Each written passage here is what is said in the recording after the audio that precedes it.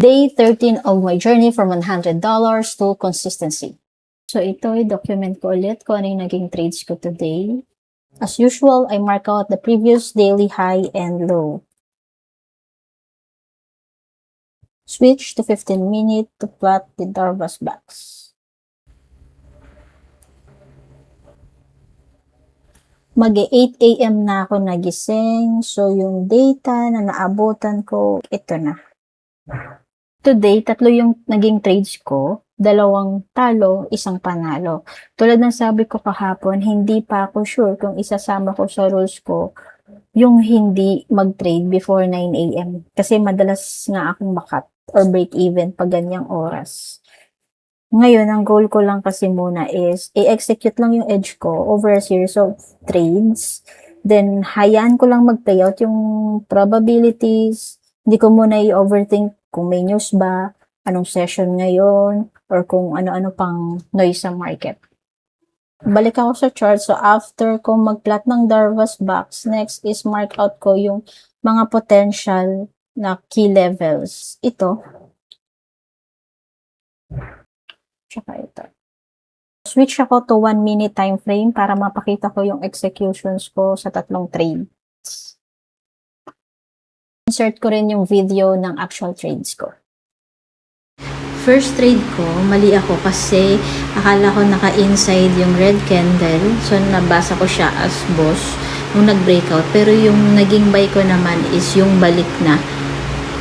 Breakout din yung key level na yan, yung may orange line na yan. $1 lang naman yung cut loss. So, yan, cut, first trade.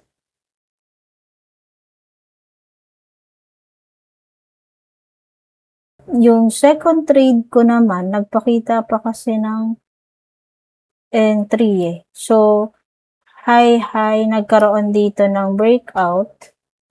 Wala akong magagawa. Tapos,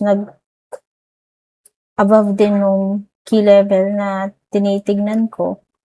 So, nung nag-breakout siya dyan, yung onting balik, yun yung nabili ko. Alam ko, cut ko mga nasa $7. TP nasa 14. Kaso, second trade, talo uli.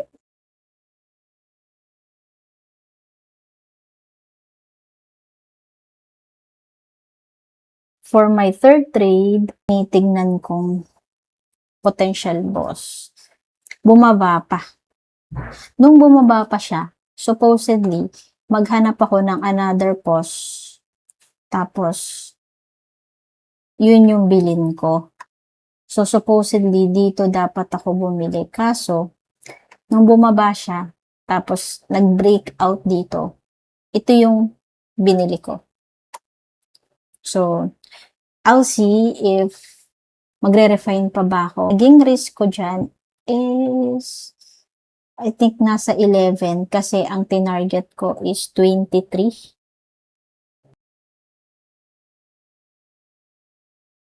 Naman, pero dahil meron na kasi akong gagawin, may work pa ako, nag-manual close na ako dito banda 10:18 AM. Kung hinayaan ko lang mag-play out yung trade, na-hit naman yung 2R.